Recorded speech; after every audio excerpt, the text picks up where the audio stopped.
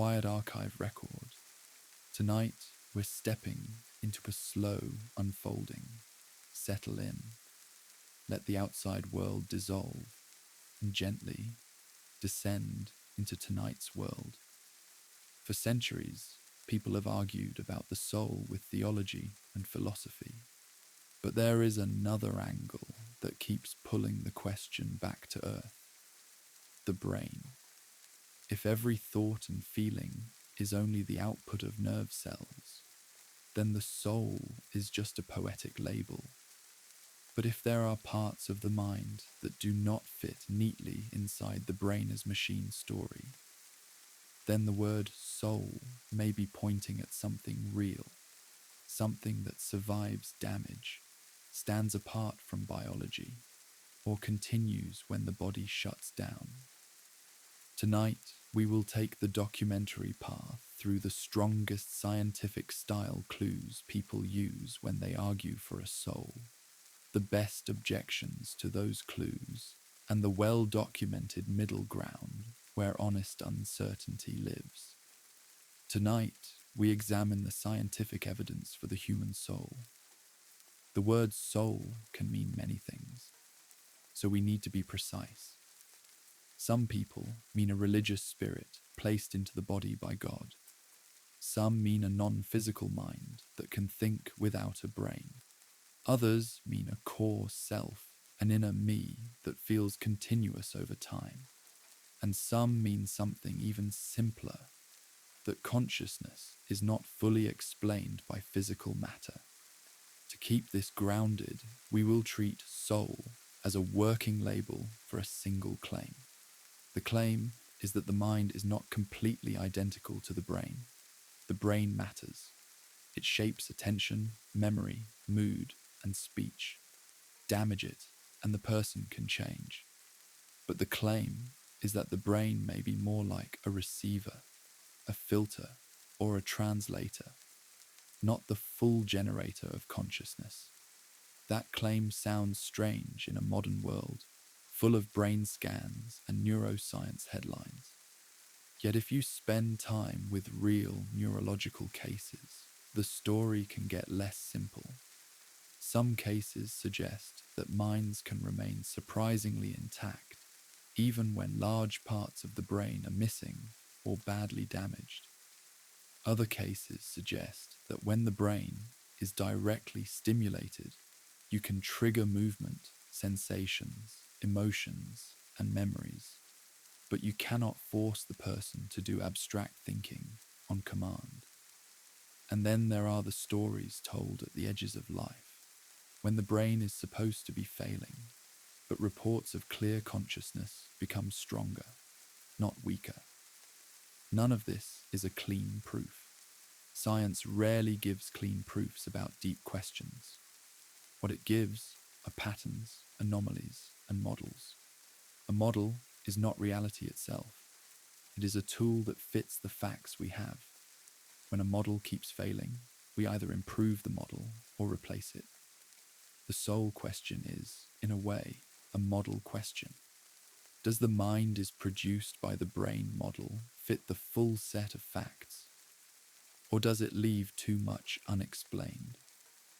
We will start with the most concrete place to look: the relationship between brain tissue and mental function. Imagine you believe the mind is produced by the brain in the same way urine is produced by the kidneys. Then you would expect a rough rule. Less brain tissue should mean less mind. Damage more areas, and the person should lose more of what makes them themselves. Sometimes that is exactly what happens, but sometimes, shockingly, it does not. There are medical images of people born with far less brain tissue than expected, who still grow into functional, emotionally rich human beings. In certain conditions, fluid takes up space where brain tissue would normally be. You can look at the scan and feel certain that the person must be severely impaired.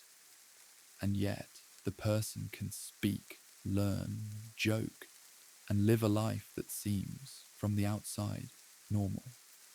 One of the simplest explanations is brain plasticity. The brain can reorganize itself. If damage happens early, other areas can take over. The developing brain is flexible, and it can root around obstacles. This is true, and it is one of the best arguments against using these cases as direct evidence for a soul. But notice what plasticity really means. It means function is not rigidly tied to one particular chunk of tissue. It means that a person is not simply a fixed map of parts, like a machine where each gear does only one thing. Instead, the mind can be supported by shifting networks. So, in these cases, what is the brain doing? If 2/3 of typical brain volume is missing, but the person still forms a stable identity, still feels feelings, still thinks thoughts, then either the remaining tissue is doing an unbelievable amount of work, or the normal story about how mind scales with brain mass is incomplete. This does not prove a soul. It proves humility. It tells us the relationship between brain structure and subjective life is more complex than a simple parts list. Now consider another kind of evidence, one that comes from the operating room. There is a long history of brain surgery performed with patients awake. The reason is practical. The brain itself has no pain receptors, so with local anesthesia on the scalp, a person can be awake while surgeons work. During these surgeries, doctors can stimulate different spots on the brain with tiny electrical currents. When you stimulate certain areas, predictable things happen. A hand may twitch. A patient may feel tingling. A sound may be heard. A flash of light may appear. A memory might burst into awareness like a short movie clip. This kind of mapping gave us many of our best early insights into the brain. It also gave some surgeons a strange observation. You can trigger actions and experiences, but you cannot trigger reasoning itself. If a seizure begins in the brain, it can make a person move, feel sensations, experience fear, or recall a memory. But people do not report intellectual seizures, where they are forced into complex, abstract reasoning against their will. You do not see someone suddenly trapped in unstoppable long division. You do not see someone compelled into deep philosophical analysis as the seizure spreads. The most obvious reply is that reasoning is distributed. It is not stored in one small region, so it is harder to trigger with a single touch. That is plausible. But then we meet the next observation. Even when surgeons stimulate widely across the exposed cortex, mapping many regions, they can locate movement, sensation, hearing, vision, language, emotion, and certain memory effects. Yet they do not find a single clean reason center. The person can think, can choose, can reflect, and can argue. But those functions are not easily flipped on and off the way a finger movement can be. This, again, does not prove a soul, but it points toward a philosophical problem with a purely mechanical picture. If the brain is only a machine, then thought should be fully triggerable in the same direct way as other functions. Yet our inner life includes something that feels like agency. It feels like I decide. It feels like I choose what to think about. That sense may be an illusion produced by the brain, but it is a stubborn illusion, and it is not easy to manipulate directly. At this point, we can step back and ask a sharper question. Is the brain the organ of the mind in the same way the heart is the organ of circulation? Or is the brain an interface, a biological instrument that shapes and expresses a mind that, at some level, is not contained inside it? To explore that, researchers have looked at extreme brain disconnections.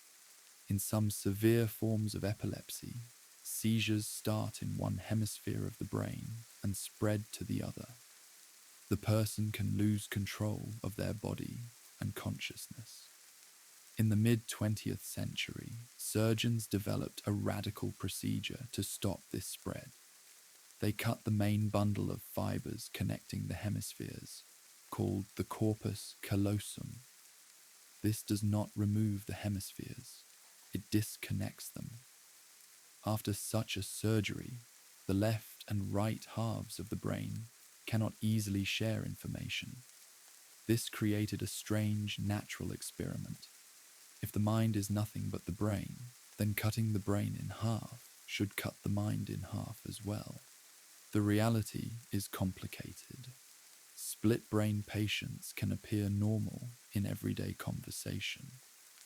But in well-documented laboratory tests, you can see that each hemisphere has its own access to information.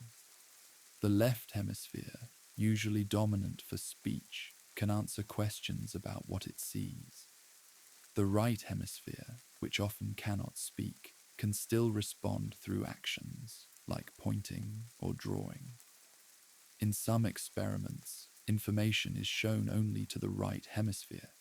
The person cannot say what they saw, but their left hand might reach for the correct object anyway, as if someone inside them knows. In other experiments, the left hemisphere makes up explanations for actions initiated by the right hemisphere, as if it is a storyteller trying to keep a coherent narrative. How should we interpret this? A strict materialist can say, this proves the mind is the brain, because when you cut connections, behavior and awareness split in measurable ways. A soul-oriented thinker can reply, the split brain story shows the brain is a set of channels. When you split the channels, you split the way consciousness is expressed. But the consciousness itself may be deeper than any single channel. Both interpretations can claim the same data. That is the challenge with the soul question. Evidence is often compatible with more than one worldview. So to make progress, we need to widen our view. Instead of asking for a single, smoking gun, we can collect several classes of evidence and ask a different question. If the mind is fully produced by brain tissue, do we see a steady, reliable match between brain condition and conscious condition? Or do we see consistent exceptions that hint at something more? We have already seen one class of possible exceptions. People with severe structural loss who still show a strong personal presence. Now we will move to another class. Moments when consciousness appears stronger than expected during brain failure. Consider what most people assume about dying. The heart stops, blood stops flowing, the brain loses oxygen, and the mind fades away. In that story, as the brain fails, consciousness must fade, because the brain is the generator. Yet there are reports from medical contexts that do not fit this smooth fade. One example is what caregivers sometimes call terminal lucidity. A person may have been confused, deeply forgetful, or barely responsive. Then, shortly before death, they become clear. They recognize loved ones. They speak in a way that sounds like their old self. They express coherent thoughts, sometimes for the first time in a long time. If the brain is severely damaged, how can the person suddenly be clear? A materialist can offer answers. The brain is complex. Chemicals shift near death. Fever breaks. Medications wear off. The person may have brief windows of clarity that are rare but not impossible. Also, stories get remembered when they are dramatic and forgotten when they are not. That is a real bias. But even after we admit all of those points, the phenomenon remains worth studying. If it is real, it suggests that the brain may act like a filter, that sometimes loosens near death, rather than like a machine that simply runs out of fuel. The sole question often lives in that difference: generator or filter. Now we come to the most controversial class of evidence: near-death experiences. A near-death experience is a reported episode of vivid awareness during a time when a person was close to death, sometimes during cardiac arrest. People describe leaving the body, seeing the room from above, meeting deceased relatives, passing through darkness, encountering light, reviewing their life, or feeling a sense of clarity and peace. Skeptics point out several important facts. The brain under stress can hallucinate. Lack of oxygen can create tunnel vision and lights. Certain drugs can create similar visions. The brain can create powerful narratives to deal with trauma. And memory is not a perfect recorder. It is reconstructed, all true. But supporters of near-death evidence focus on a narrower claim. They point to cases where a person reports verifiable details of the environment that they could not have perceived through normal senses during the crisis.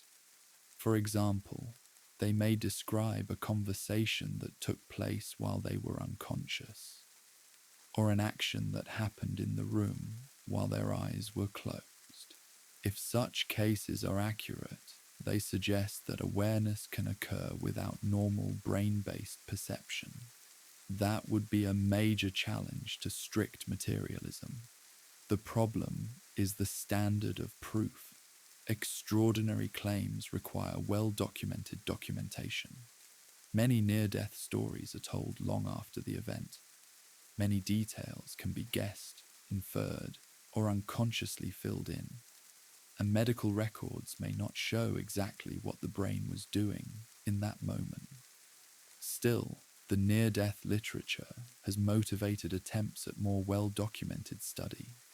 Some researchers have tried placing hidden targets in hospital rooms, visible only from above, to test out-of-body perception claims. Results so far are limited and mixed. So where does that leave us? It leaves us with a pattern. There are many experiences that sound like a soul, but they can often be explained, at least partly, by the brain under extreme conditions. Yet the fact that these experiences show up across cultures with consistent themes suggests that they are not random noise. Even if every near-death experience is produced by the brain, the question remains: why does the brain produce such an experience? And what does it reveal about consciousness? At this point, we should be well documented, not to jump from mystery to certainty. Mystery is not proof, but mystery is still useful. It tells us where our models are thin. Now we will return to something more grounded again: the way the brain relates to personhood. When people talk about the soul, they often mean moral identity. They mean the part of you that stays you, even as your body changes. Yet in neurology, we see cases where a stroke can change a person's personality, where brain injury can change impulse control, where tumors can alter judgment, and where dementia can slowly erase memory. For a strict materialist, these cases are a strong argument. Change the brain, change the person. Therefore, the person is the brain. For a soul-oriented thinker, these cases can be interpreted differently. If the brain is an interface, then damaging the interface changes how the person can express themselves, even if the deeper self remains. A simple analogy can help. Imagine a musician playing through a damaged speaker. The music is still there in the musician, but the speaker distorts it. If you judge the musician only by the sound coming out of the speaker, you might conclude the musician has changed. But perhaps the musician is the same, and only the instrument is broken. Of course, analogies can mislead. The brain is not a speaker. But the point is that behavior is not the same thing as inner experience. This raises a question that is often ignored in public debates. We can measure behavior. We can measure brain activity, but we cannot directly measure subjective experience from the outside. We infer it.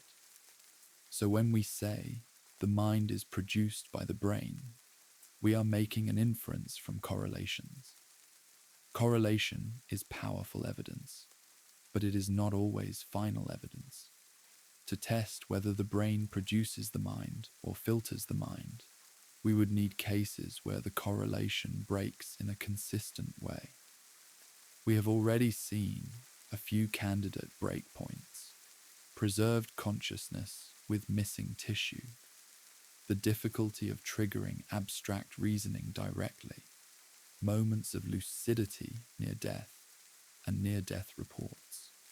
Now we will add another candidate class: consciousness under anesthesia and the strange timing of awareness. Modern anesthesia is often described as turning consciousness off. Yet the brain under anesthesia is not simply silent. There can be bursts of activity. People can form memories in rare cases. Some can even respond to commands without later recall. And in some borderline states, a person may be aware but unable to move, a condition called awareness under anesthesia.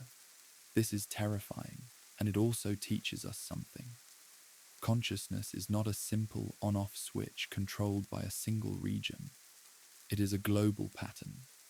If the soul exists, one might expect that consciousness can persist in some form, even when the body is constrained. If the soul does not exist, one can still explain these cases as partial brain function. Again, the data does not force a conclusion, but it keeps pointing to the same idea. The link between brain state and conscious state is not as straightforward as popular stories suggest. Now we come to the hardest part of the entire topic, and it is hard for a reason. Even if you accept every skeptical explanation for every strange case, you still face the problem of consciousness itself. Why should matter feel like anything from the inside? You can describe a brain in physical terms. Neurons fire, chemicals bind, signals travel. You can map networks. You can predict behavior. But none of that description contains the taste of coffee, the feeling of sadness, the sense of color, or the simple fact that there is something it is like to be you. This is called the hard problem of consciousness. A materialist can reply that the hard problem is only hard because we do not yet understand the brain well enough. They can say that once we understand the full network dynamics, the subjective feeling will be explained as an emergent property.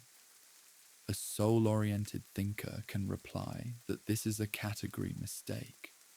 They can say you can add more and more physical description, but subjective experience is not in the description. It is a different kind of fact. This is where the soul debate often shifts from medicine to metaphysics. But notice something important. The hard problem is not solved by simply declaring a soul. Saying a soul causes consciousness does not explain how it works. It just relocates the mystery. So tonight, our goal is not to win a debate. Our goal is to build a clear map of the argument landscape. What are the strongest reasons people believe in a soul? What are the strongest reasons others reject it?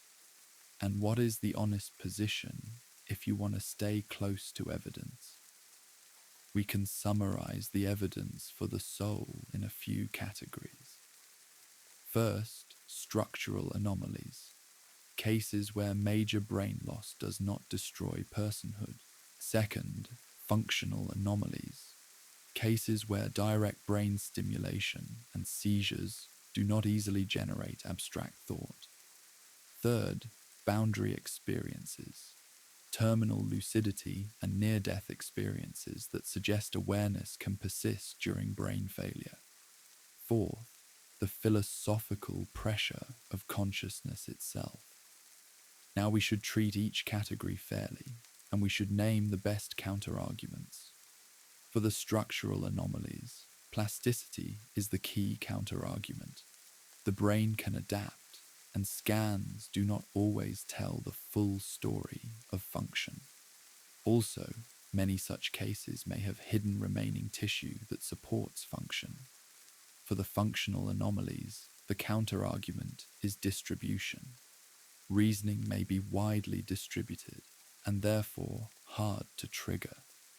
Also, the absence of intellectual seizures could be due to the way seizures spread through networks that do not support stable, abstract reasoning. For boundary experiences, the counterarguments are many: hypoxia, drugs, expectation, cultural scripts, memory reconstruction, and selection bias. For the hard problem, the counterargument is patience. Materialists can say that science has solved many problems once thought impossible, and consciousness will be another. So if none of these categories force a conclusion, why do they still matter? They matter because they help us understand what kind of world we live in and what kind of beings we are. If there is no soul, then when the brain ends, the self ends. Meaning must be built inside the limits of a single lifespan. Ethics must be grounded in human well-being, not cosmic accounting. Death becomes a final boundary. If there is a soul, then the self may persist. Consciousness may be more fundamental than matter. Death may be a transition, not an end. And ethics may carry a weight that is more than social agreement. But those are big leaps. Tonight, we will not leap. We will walk. We will take the claims slowly, and we will ask what they actually imply. For example, even if the soul exists, it does not automatically mean it is immortal. The soul could exist as a non-physical aspect of mind, but still depend on the brain for stability. It could weaken when the body dies, or it could survive in a changed form. So we need a second question beyond existence. If there is a soul, what is it like? Here are a few models people propose. One model is the dual substance model. The soul is a separate kind of substance that interacts with the brain. Another model is the field model. Consciousness is like a field, and the brain tunes into it. Another is the information model. The self is a pattern of information that can, in theory, be carried beyond the body. And another is the panpsychism model, where consciousness is a basic feature of matter, and the brain organizes it into a unified mind. Each model tries to solve the same problem. How can subjective experience exist in a physical world? Neuroscience alone cannot choose between these models. It can constrain them. If consciousness can occur with minimal brain function, filter models look stronger. If every change in consciousness reliably maps to brain changes, generator models look stronger. So what does the evidence suggest overall? If you look at day-to-day life, the generator model looks strong. Hit your head and your mind changes. Take a drug and your perception changes. Sleep and your consciousness fades. Wake and it returns. Brain scans correlate with mental tasks, but if you look at the edges, the story gets blurry. There are too many accounts, too many anomalies, too many open questions to declare the case closed. This is why honest scientists can disagree. Some look at the weight of daily correlation and say the soul is unnecessary. Others look at the unexplained edges and say the soul is a reasonable hypothesis, and some choose a third path. They say, we do not know yet, but you can keep asking better questions. That third path is the one we will keep returning to tonight, because the soul question is not only about evidence, it is also about what we demand from evidence. Some people demand absolute proof. They will never accept the soul unless it can be measured and repeated like a chemical reaction. Others accept a looser standard, the way we accept many things in human life, by patterns of testimony, by coherence, by the way an idea makes sense of the data. Both standards have strengths and weaknesses. Absolute proof is safe, but it can become blind. It can ignore real phenomena simply because they do not fit easy measurement. A looser standard can see more, but it can also believe too much. So the best approach is balance. High standards, but not impossible standards. Now let us move deeper into the evidence landscape and do it in a structured way. We will begin with the most physical question first. Does a mind need a full brain? We have seen cases where large areas are absent, yet the person remains conscious and socially functional. We have also seen cases where, even with very little cortex, a child can show signs of emotional life. These cases challenge a simple map where each mental function requires a corresponding block of tissue, but we must be well documented. When we say missing brain, we often mean missing in the way we normally see it. The brain can be compressed. Tissue can be thin but present. Networks can be reorganized. Also, the environment matters. Supportive families, early interventions, and learning can shape outcomes. So the real lesson may be this: consciousness is robust. It can survive changes that look impossible on a scan. If that is true, then the mind may not be as fragile as the strict machine model suggests. And that alone is a kind of evidence. Not evidence of a separate soul, but evidence that consciousness is not a simple byproduct. It behaves like something that insists on being present. Now we will turn to a different kind of evidence, the question of free will. When people say, I have a soul, they often mean, I am more than my impulses. They mean they can choose. Neuroscience has complicated this. There are famous experiments suggesting that the brain begins preparing an action before a person becomes aware of deciding. This is sometimes used to argue that free will is an illusion. The brain decides, and the conscious mind just narrates after the fact. But the interpretation is not simple. Preparing an action is not the same as committing to it. The brain is always preparing multiple possibilities. Conscious attention can still shape which path becomes real. Also, even if conscious awareness comes late, that does not prove there is no deeper self. It only shows that the system has layers. In a filter model, the brain could still generate preparations, while a deeper self chooses among them. In a generator model, the preparations are just neural processes, and the feeling of choice is part of the output. Again, the same data can fit multiple stories. So instead of trying to solve free will tonight, we will treat it as a clue. The clue is that agency is hard to locate physically. It is not like a finger movement. It is a whole person phenomenon. Now we will return to the operating room again and focus on a detail that matters. When doctors stimulate the brain, the patient may say, "You made my hand move," or "You made me feel that," or "You made me remember something." The patient often keeps a sense of separation between themselves and the triggered event. This is subtle but important. The brain can produce events in consciousness, but the sense of I can remain as a witness, watching the event happen. A materialist can say that this witness is also the brain. It is just another network. A soul-oriented thinker can say the witness is the soul, and the brain is producing content that the soul experiences. Once more, the evidence does not force a conclusion, but it highlights a question we rarely ask. What is the self in experience? If you close your eyes right now, you can notice thoughts appearing and disappearing. You can notice feelings rising and falling.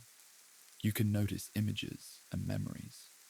But there is also a steady point of awareness that notices all of it. Some traditions call that awareness the soul. Some call it consciousness. Some call it the observing mind. Whatever we call it, it is the center of the question. Now, if this observing awareness is tied to the brain, then it should shut off entirely when the brain shuts off. And that brings us back to the boundary experiences. Near-death experiences and terminal lucidity are controversial, but they are not the only boundary reports. There are also reports of children who remember details of previous lives, reports of shared death experiences where someone near a dying person feels they perceive something, and reports of apparitions. Most scientists reject these as unreliable or explainable by psychology and culture, and many of them likely are. Humans are pattern makers. We see faces in clouds. We remember the hits and forget the misses. But to be fair, some researchers have attempted well-documented documentation of such reports. The results are debated. Tonight, rather than dig into every category, we will focus on what can be approached with the most cautious scientific mindset: medical cases. So let us return to terminal lucidity and ask what it would mean if it is real. If a person with severe dementia can suddenly speak clearly, recognize loved ones, and show coherent personality, then either the brain still had hidden capacity that was temporarily restored, or consciousness can express itself when the brain filter briefly changes. Both are possible. But if such episodes were common and repeatable, they would push the evidence toward a filter model. So what would a strong study look like?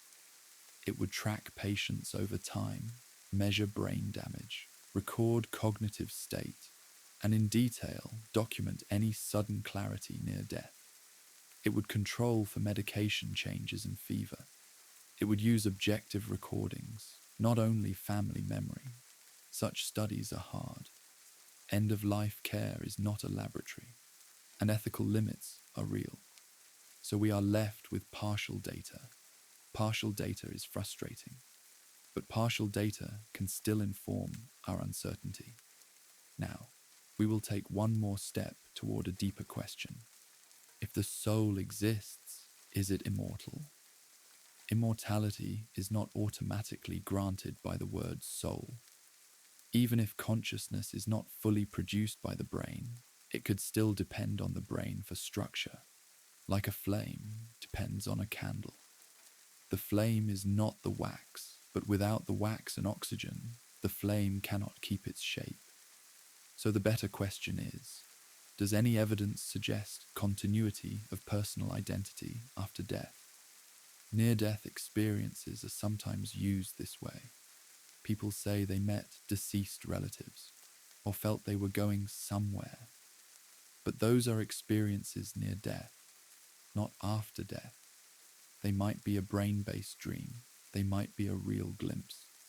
We cannot easily test that. So the strongest scientific approach is again to focus on verifiable claims. Did the person perceive something accurate when the brain should not have allowed it? If yes, that suggests the possibility of awareness without normal brain function. If no, then near-death experiences may still be meaningful psychologically, but they would not support immortality.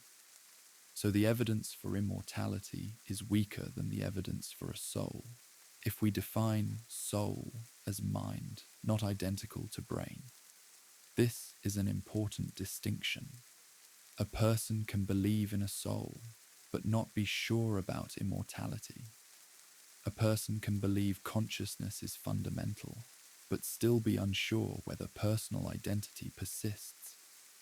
And a person can reject a soul, but still find deep meaning in the idea as a metaphor. Tonight, we will not force these distinctions into a single answer. We will let them stand. Because the honest ending of the soul debate may be this: the strongest evidence does not point to a single simple conclusion. It points to a set of possibilities, and the way you weigh them depends on your standards, your experiences, and your philosophy. But there is still value in this investigation, because even if we cannot prove the soul, we can learn something about what it means to be conscious. We can learn how fragile and how resilient the mind is. We can learn that identity is not a fixed object. We can learn that the brain is not a simple machine. And we can learn that death, the boundary we fear most, may not be as simple as we assume. In the next part of our slow walk, we will examine more in detail the best arguments for the soul, one by one, and we will place beside each one the best counter-argument, not to cancel the argument, but to make sure we do not lie to ourselves, because the soul question deserves honesty, and honesty begins with clarity.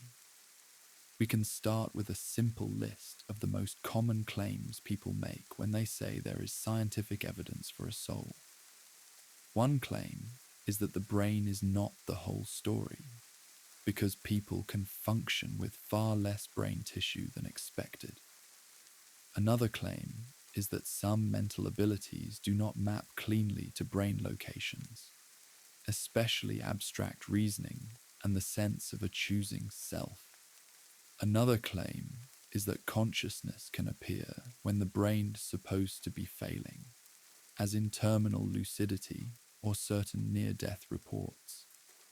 Another claim is that the very existence of subjective experience points beyond matter. To keep this fair, we will treat each claim like a courtroom argument. We will state the claim clearly. Then we will state the best skeptical reply.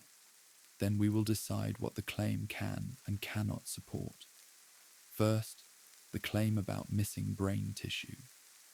When people hear that someone is missing a large portion of the brain, they picture an empty skull. The reality can be more subtle. In some conditions, the brain tissue is present but compressed. In others, the brain is reorganized in ways that are hard to see on a simple scan. And in many cases, early injury allows other networks to take over. So a skeptic can say that these cases do not require a soul. They require plasticity.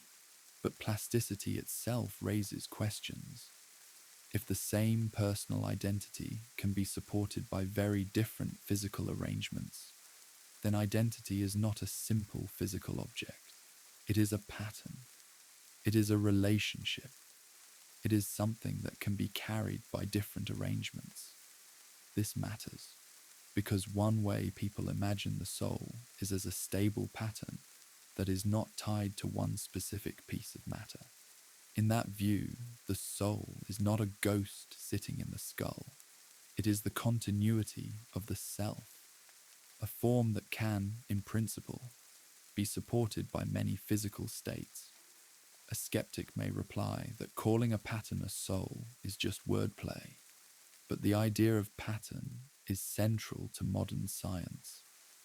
A hurricane is not a particular set of water molecules. It is a pattern in the atmosphere. The molecules can change and the hurricane remains.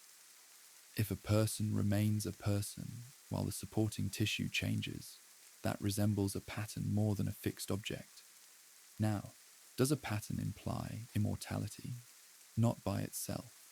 A pattern can dissolve, but it does imply that you may not be identical to any single physical part. You may be more like an organization of information. That leads us to a question that sounds cold, but is actually deeply human. What are you exactly? Are you your memories? Then when memories fade, you fade. Are you your personality? Then when personality shifts, you shift. Are you your body? Then when the body changes, you change. All of those are partly true, but none feels complete. Most people feel there is a center, a witness, a core. They feel like there is an I that continues through change. Some philosophers say this feeling is a useful illusion. Some say it is the most direct evidence we have of anything. To move forward, we have to accept that inner certainty is not the same as scientific proof, but it is also not nothing. It is a data point about human experience. Now, the second claim, abstract thought and the missing reason center. The brain clearly supports reasoning. When the brain is damaged, reasoning can change. Certain frontal injuries can weaken planning and self-control. Some strokes can alter language so strongly that thinking itself is affected. So why would anyone think reasoning is not from the brain? Because of the way reasoning resists direct triggering. You can trigger a muscle. You can trigger a sensation. You can sometimes trigger a memory. But you cannot easily trigger the act of thinking about mathematics, or about God, or about ethics. This is not a proof. It is an odd gap. A skeptic can say, the gap is because reasoning is not a single function.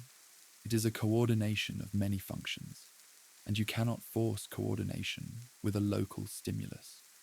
That is reasonable. Still, the gap points to something else. Reasoning feels like participation. It feels like work. When you reason, you are not just having an event happen inside you. You are steering attention. You are holding concepts. You are comparing. You are choosing what matters. If the brain is a machine, then steering attention is still a mechanical process. But it is a process that looks different from simple reflex. This is why the soul debate often becomes a debate about agency. Is agency real? Or is it a story the brain tells itself? The strictest skeptical view is that agency is an illusion. The brain produces actions. The conscious mind observes them and explains them. But there is a problem with a pure illusion story. If agency is an illusion, why do we experience effort? Why do we experience self-control? Why do we experience the difference between doing what we want and doing what we know is right?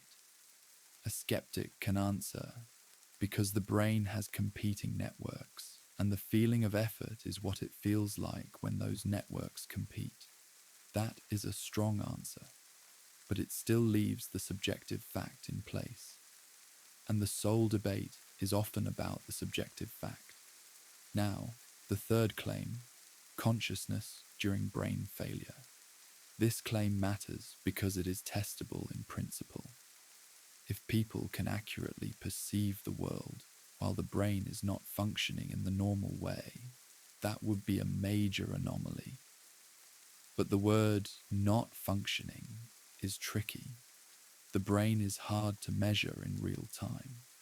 A flat line on one measure does not mean no activity at all, and people can have brief bursts of activity that are not captured. So skeptics often say that near-death experiences happen as the person is losing consciousness or regaining it, not during the deepest shutdown. That may be true, but even that is interesting, because the experiences can be vivid, coherent, and structured, sometimes more structured than ordinary dreams. So we can ask a narrower question. What kind of brain state produces the experience of leaving the body, moving through space, meeting people, and returning? Some researchers point to the temporoparietal junction, an area involved in body maps. When that area is disturbed, people can have out-of-body illusions. Others point to REM intrusion, where dreamlike states intrude into wakefulness. Others point to the chemistry of stress, endorphins, adrenaline, and shifts in carbon dioxide. All of these may play a role. So why do people still think near-death experiences support a soul? Because some reports include information that seems to come from outside the body.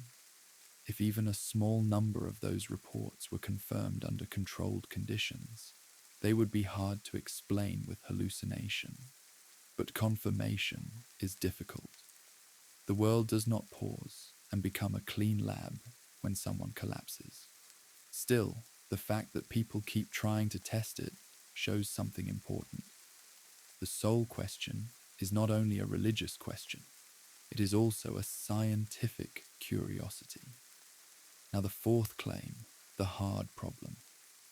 Even if you reject every anomaly and explain every strange case with brain processes, you still have consciousness. You still have the fact that there is experience, and experience is not the same thing as behavior. A robot could, in principle, behave like a person. It could speak, smile, and argue, but the question would remain, is there anything it is like to be the robot? Or is it dark inside? This question matters because the soul debate is not really about intelligence. It is about inner light. A strict materialist can say that inner light is an emergent property. Complex information processing produces experience. Some even suggest that consciousness is simply what certain kinds of integrated information feel like from the inside. That may be true, but the challenge remains. Why should information feel like anything? This is where some people propose that consciousness is fundamental, not produced by matter, but present as a basic feature of the universe. In such views, the soul is not a separate magical object. It is a local organization of a universal conscious field. This is hard to test, but it is also not obviously less scientific than some other ideas. Physics already describes fields and properties that we do not see directly. We infer them by effects. So, could consciousness be like that? If it were, then the brain might be a structure that shapes and focuses consciousness, the way a lens focuses light. That is the filter model again. Now, let us place the filter model beside the generator model and compare their strengths. The generator model is strong because it matches the everyday facts. Damage the brain and the mind changes. Drugs change the mind. Sleep changes the mind. A brain scan changes with tasks. The filter model is strong because it offers a way to interpret anomalies.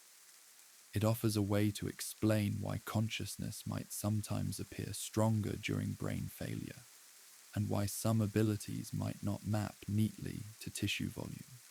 But the filter model has a weakness. If the brain filters consciousness, why does damaging the brain so reliably damage the mind? A filter model can answer, because the filter is the interface. Damage the interface, and expression is distorted. But then the filter model risks becoming unfalsifiable. Any change can be blamed on the interface. So a good filter model needs a prediction. One possible prediction is that consciousness should sometimes be present even when the interface is severely compromised. That is why boundary experiences matter to filter theorists. Now, we should address a fear that quietly shapes this whole debate. Many people want the soul to be real because they fear death, and many people reject the soul because they fear self-deception. These fears are understandable, but they can distort judgment. So tonight, we will try to hold both fears and not let either one drive the conclusion. Now we will take a well-documented look at what neuroscience can say about immortality. Strictly speaking, neuroscience can only talk about the relationship between brain states and mental states while the body is alive. It cannot observe what happens after death. So any scientific argument for immortality is indirect. It would have to show that consciousness can operate without the brain, at least temporarily, and then argue that it could continue. Near-death experiences are the main route people try to use. Terminal lucidity is another. There are also rare cases where people report clear experiences during deep coma, but those are hard to verify. So the evidence for immortality is thin. But the evidence for the existence of a mind that is not easily reduced to tissue is in some eyes stronger. In other words, you can have a two-step argument. Step 1. The mind is not identical to the brain. Step 2. Therefore, the mind might survive death. The problem is that step 2 does not follow automatically from step 1. A candle flame is not identical to the candle. But when the candle is gone, the flame is gone. So the honest conclusion is this. If the soul exists, immortality is possible, but not guaranteed, and we do not have decisive evidence. That may feel unsatisfying, but unsatisfying answers are often the most honest. Now we can ask a more personal question. What should we do with this uncertainty? One answer is to live as if the soul is real, without claiming certainty. That can mean treating consciousness as sacred, treating other minds with respect, treating your own choices as meaningful. Another answer is to live as if this life is all we have, without claiming certainty. That can mean valuing time, building meaning, and caring for others, because this is the only world we know. Both approaches can lead to good lives. So perhaps the soul debate is less about winning and more about orientation. Still, there is value in continuing the investigation. Because if consciousness is fundamental, it would change the direction of science. It would change how we think about mind, matter, and reality. And even if consciousness is not fundamental, studying it more deeply will teach us who we are. Now, we will return to the main documentary thread and walk through the evidence one more time, but more with a sense of proportion. First, brain structure. The brain is not a simple map.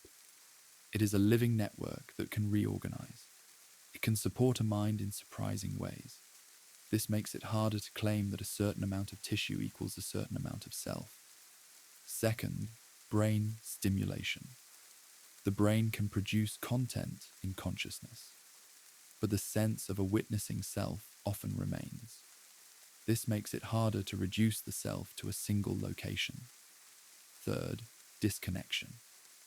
When the hemispheres are separated, the expression of mind can split. This shows that the brain shapes conscious access, but it does not fully settle whether consciousness is produced or channeled. Fourth, boundary experiences. Reports of lucidity and near-death vividness suggest that consciousness may not fade in a simple straight line with brain failure.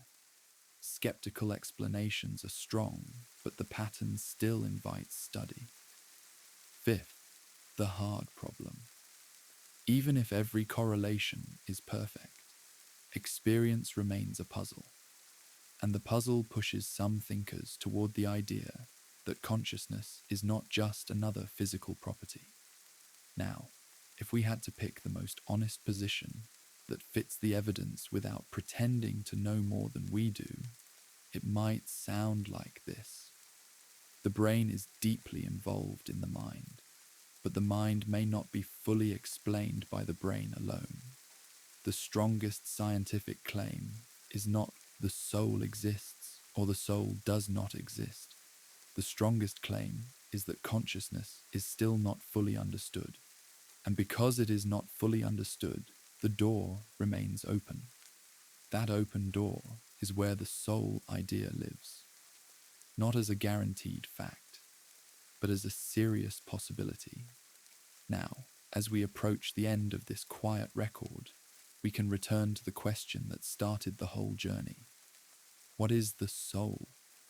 If we choose the simplest definition that fits both science and human experience, we might say, the soul is the part of you that experiences, the part that witnesses, the part that feels present, the part that seems to remain even as the contents of the mind change. And if the soul is real in that sense, then the brain may be the instrument through which it lives a human life. The instrument can shape the music. The instrument can distort the music. But the possibility remains that the music is more than the instrument. Whether that possibility becomes knowledge will depend on future evidence.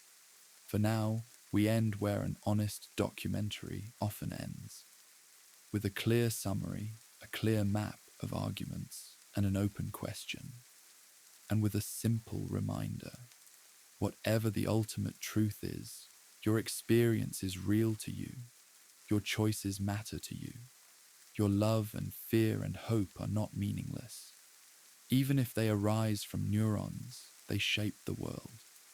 And if there is something deeper than neurons, then they may be the surface of a deeper reality. Before we close, there is one more angle that often gets missed. People sometimes talk as if there are only two choices. Either the soul is a supernatural object that religion has always described, or the soul is a childish myth, and the brain is the full answer. But there is a middle space between those extremes. In that middle space, the word soul is not used as a weapon. It is used as a placeholder for an unknown. Science has used placeholders many times. Long before anyone could see bacteria, people inferred invisible causes from patterns in disease. Long before anyone could measure atoms directly, people inferred them from chemistry. Long before anyone could detect certain waves, people inferred them from effects. In each case, the placeholder was not proof. It was a disciplined guess that guided better questions. So if we treat the soul as a placeholder, what questions does it guide us toward? One question is about the minimum conditions for consciousness. If a person can remain conscious with drastically altered brain structure, what exactly is required? Is it a certain amount of cortex? Is it a certain network pattern? Is it the brain stem and a thin layer of cortex working together? Or is consciousness present in a wider way, with the brain shaping it into a human form? Another question is about the timing of awareness. If the brain prepares actions before awareness reports them, what is awareness doing? Is it only a narrator? Or is it a deeper layer that can veto, steer, and reshape behavior over time? A third question is about perception without the usual channels. Most near-death evidence claims collapse under well-documented examination, but a few remain stubborn, not because they are proven, but because they are difficult to fully dismiss. So the right response is not gullibility. The right response is better study designs, targets placed in environments where out-of-body claims can be tested, more precise timestamps, better measurement of brain state, and a commitment to publish results even when they are negative. A fourth question is about memory and identity. If the soul is a core self, is that core self just a feeling produced by the brain?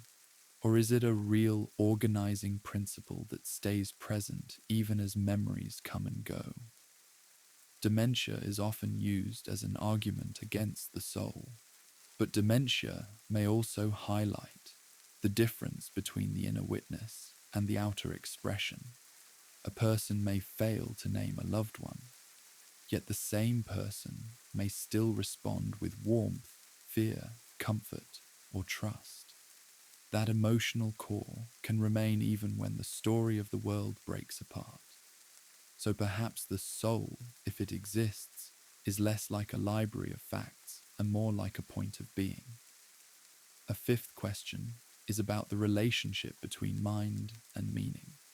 Even if we assume a strict brain-based account, the human need for meaning does not vanish. We still live as if love matters. We still live as if cruelty is wrong. We still live as if our lives are not interchangeable. Those experiences might be products of evolution and culture, but they are also the texture of a human life. And when people say soul, sometimes what they mean is that a human life has depth, not just function, depth. This is why the soul debate does not end, even in a technological world, because it is partly about facts, but it is also about what kind of story we think the universe is. A universe that produces consciousness might be a purely physical accident, or it might be a universe where consciousness is woven into the foundation. We do not yet know. If we are honest, we have to admit that neuroscience is still young. We are very good at linking brain regions to tasks. We are getting better at mapping networks, but we are still far from a complete explanation of why a mind feels like a mind. So, for now, the best we can do is hold two truths at once. The brain shapes the mind in powerful ways, and consciousness remains partly unexplained. If the soul exists, it may be discovered not by a single dramatic miracle, but by a slow accumulation of well-documented results.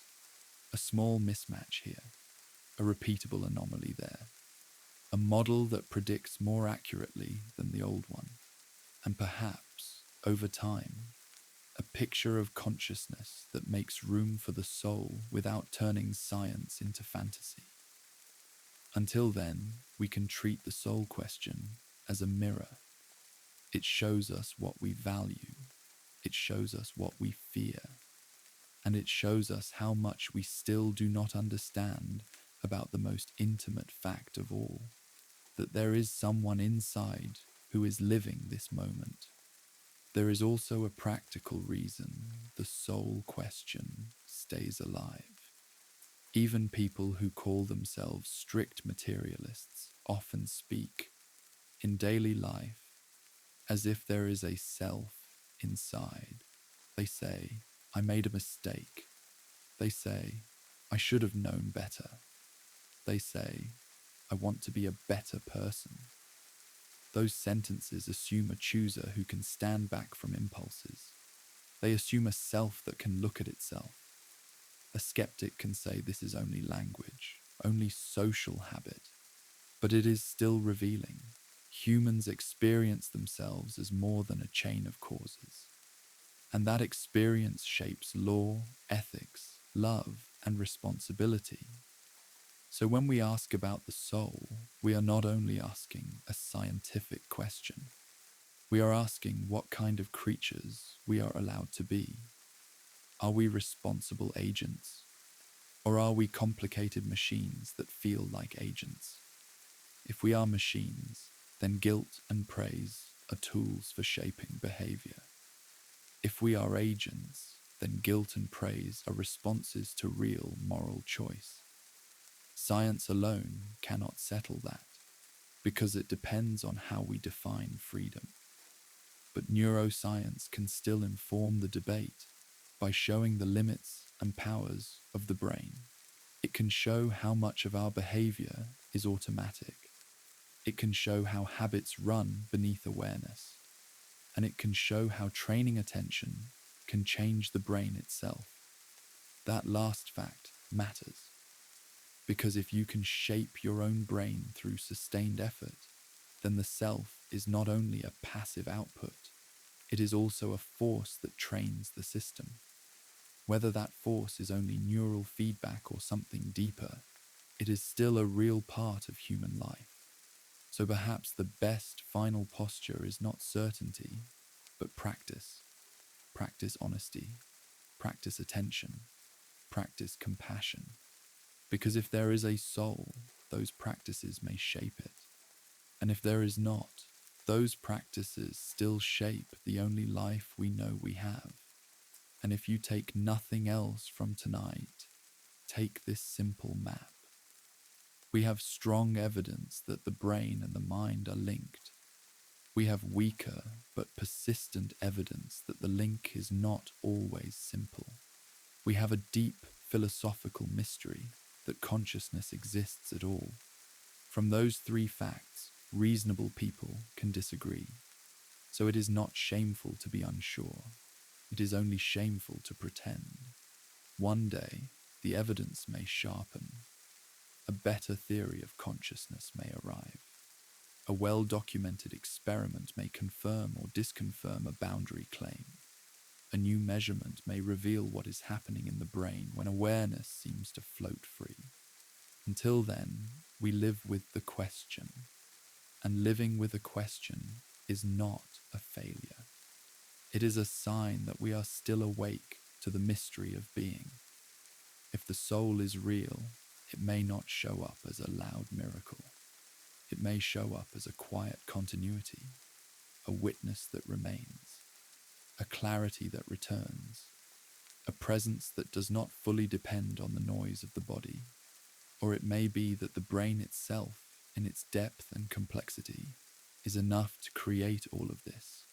Either way, the wonder does not disappear. And as you drift towards sleep, you do not need to solve it. You only need to know that you are here, that you are aware, that there is a life being lived from the inside. And that fact alone is worth respecting. In the quiet, the question can simply rest. Not answered, not denied, just held. And tomorrow, the search can continue, with better questions, with kinder arguments, with well-documented eyes. For now, let the mind release its grip. Let the question fade into the background. This was a quiet archive story, where the story ends, sleep begins,